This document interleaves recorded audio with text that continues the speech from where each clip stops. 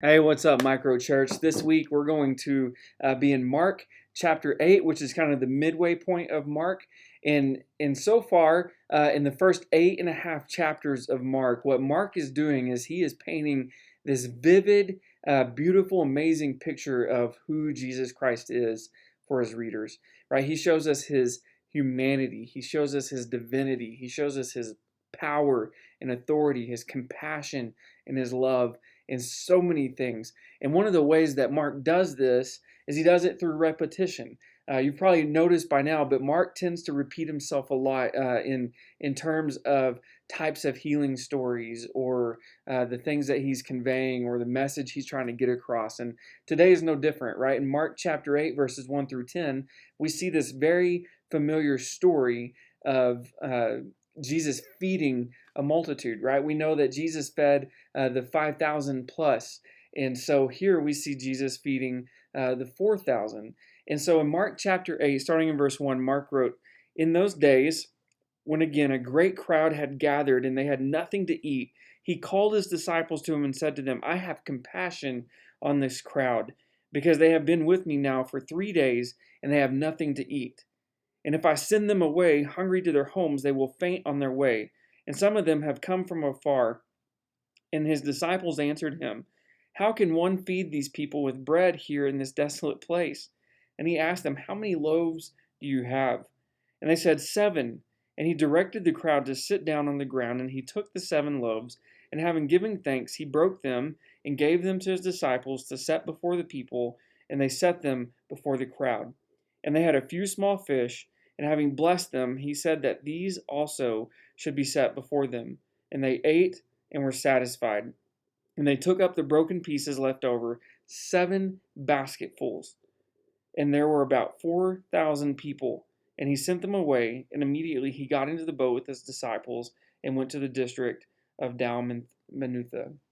Right? And so Mark, again, he starts out this narrative by pointing out that Jesus was probably still most likely in the region of Decapolis. He was in this predominantly Gentile region, and if you remember, Decapolis was where Jesus healed the man that had the legion of demons, right? Many demons, and Jesus cast the demons out of this man, and they went into a herd of pigs, and the pigs went and jumped off of a cliff into the ocean or into the sea of Galilee and drowned. And so that's where Jesus was. And these people of Decapolis, they used to be terrified of Jesus. They were terrified of him because of what he could do, right? They didn't want Jesus there because they didn't want Jesus to disrupt their lives. And I think the same can probably be said of us today too. Typically, we probably don't want Jesus to disrupt our lives, to disrupt the things that we love or the things that bring us pleasure or whatever, right? We want the promised eternal life that Jesus offers, but we don't want our current lives or our current situations to be disrupted. We want to eat our cake and to have it too, so to speak. But one thing is certain, Jesus does disrupt and change our lives for the better. But the most beautiful thing about this reality is that once Jesus does this, we are filled with so much joy and so much peace and so much love and compassion for the world around us so that they can taste and see the redeeming work of Jesus Christ. See, the region of Decapolis, I think at some point must have tasted and seen this redeeming work. Right? They went from wanting Jesus gone in Mark chapter 5 to trusting him to heal their broken and sick. And even more than that, right? They were hungry for his teachings because they had been with Jesus for 3 days, right? And they were hungry spiritually and they were hungry physically as well. And so Jesus, he calls his disciples to him, and instead of showing them his compassion on the crowd, he tells them that he has compassion on the crowd, right? He has compassion on them because they're hungry spiritually and they're hungry physically. He knows that he cannot send them home, but he knows that they won't make it, that they're going to pass out, that they're going to faint, and they won't make it home. And so what does he do? Right? He decides to feed them in this moment. But I want you to check out what his disciples said in response to Jesus' compassion. They said, "How can one feed these people with bread here in this desolate place?" Like, what in the world, right? They just witnessed Jesus feed way more people than this when he fed 5,000. How could they forget that the creator, sustainer of the universe, right, was right there in their midst? And how could they not remember that scenario and think, oh, I can't wait for these people to see Jesus do this, and he's going to blow their minds. They will definitely believe after they see this. But here's the thing, right? We shouldn't be surprised by the disciples' disbelief. Right? We shouldn't be surprised because of how often we have experienced the merciful grace of our loving Father in our own lives. Right? Yet we always tend to forget about grace, though, when goings get tough, don't we? How often do we forget about Jesus' mercy and Jesus' grace when we have to respond to a call from the principals at our kids' school? Right? How often do we remember the grace of Jesus when we have to hear a disgruntled and mean boss rail at us again and again for something that we didn't do, or something that was a total accident? Right? How often do we forget about the amazing provision of our loving Father when we get sick, or when we lose our jobs? Right? We forget what Christ has done for us on a regular basis, just like the disciples seem to forget what Jesus could do in this moment. Right? Their response wasn't one of anticipation and belief. Right? Their response was one of doubt and worry. And so they once again they asked Jesus, how is this going to happen? How are we going to feed this many people? But notice something, right? Jesus doesn't get angry or upset at them for asking this. And in the same way, Jesus doesn't get angry or upset for our doubts.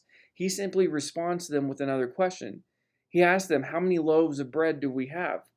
And here's where we know that this is a little bit different story than the feeding of the 5,000. Right? Mark is not simply repeating the same story here for the purpose of repetition.